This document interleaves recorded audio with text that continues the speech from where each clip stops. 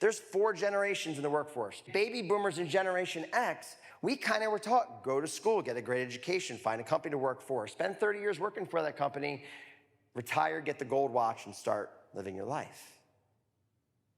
And you see, millennials were watching us kind of live that life. Now, I happen to be a member of the Generation X generation, and I will openly admit to you that there was a time about 5 years ago in a senior HR role where, quite frankly, I was frustrated. And I said, listen, I can't interview another millennial. All they want is beanbag chairs and coffee and pallet walls. And, you know, they want to come in at 10. They want to go home at 4. I can't get I thought they were the laziest people on the planet. And I was wrong. What I realized is that there was a motivation issue. Because what had happened is they had watched how baby boomers and my generation, Generation X, kind of built our lives. And something happened in 2008. What happened in 2008? The Great Recession, right? The bottom fell out. And all of a sudden, subconsciously, every single one of them saw their parents' generations who was not home at the kitchen table for dinner, who was not at the dance recitals, who was not at the soccer games, who were working 60, 70, 80 hours a week, building up their nest egg for someday, watched it evaporate overnight. And subconsciously, somewhere, they said, not me. I'm not going to follow that plan. They might not even know they did it. How many of you remember where you were on September 11th? See, when the first plane went in, we all thought, well, there has to be an accident. I mean, you can't fly that low over New York. There's no way that there's no way this is, you know, this is intentional. But when the second plane went in, without anyone telling you, without the news saying it, without the person next to you whispering in your ear, everyone subconsciously knew this is not an accident.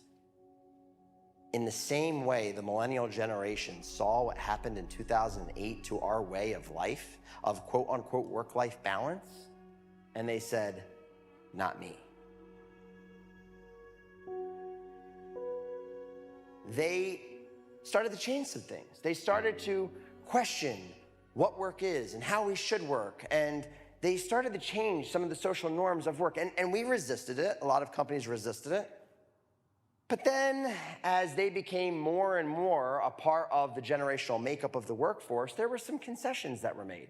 And as those were concessions made, there were some of us in the Generation X squad that said, what kind of makes them so special? Like, I kind of wanted to do that my entire life. Why do they get to work whenever they want? Why do they get the... And so what happened was they started to define millennial mindset versus millennial makeup. What I mean by that is the needle of when they were born kept on moving.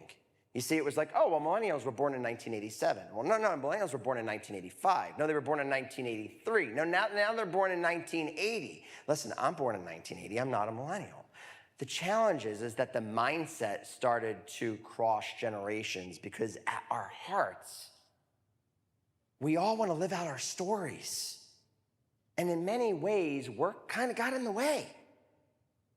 But now we live in a different economy where it doesn't have to. In fact, work can be one of the greatest catalysts of living out our stories, of living out our purpose.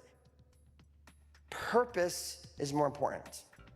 Time is more important because the millennials watched their parents' generation's time evaporate, and you can't get time back.